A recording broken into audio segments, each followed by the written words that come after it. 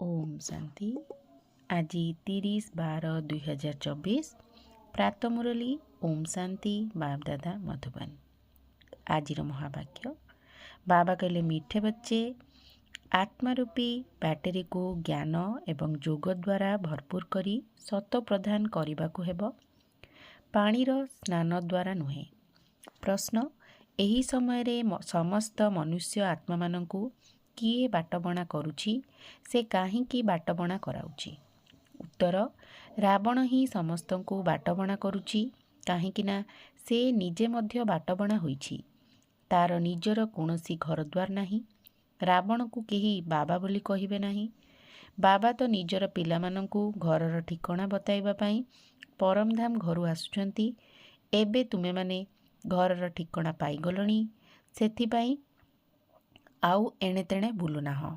तुमे माने कहुछ आमे बाबांक ठारू प्रथमे प्रथमे अलगा होइथिलु, एबे पुणी आमे ही प्रथमे घरकु जिबु।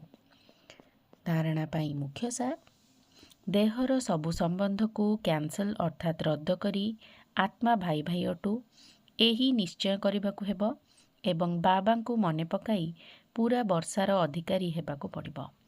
एबे आउ पापात्मा मानक सहित कौनसी नेण देण करिबार नाही। समस्तंकु अज्ञान निद्रारु जाग्रत करी शांतिधाम सुखधाम जीवार रास्ता बताइबाकु हेब।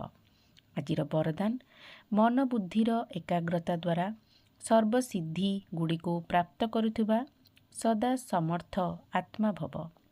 सर्वसिद्धि गुड़िको प्राप्त करिबा पई एकाग्रतार शक्ति को बढ़ाओ।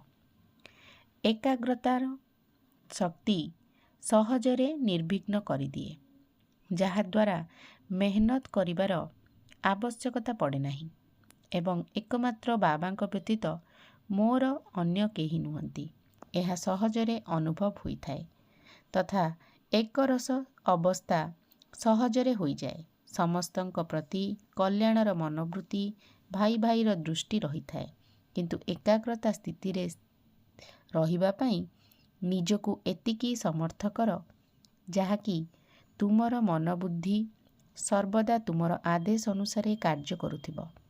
स्वप्नरे मध्य गोटिए सेकेंड पाई हलचल हेउनथिब। स्लोगान, जदि पद्मफूल भली सबुथिरु निर्लिप्त रहिब, तेबे प्रभुंकर स्नेहर पात्र होइजिब। ओम शांति।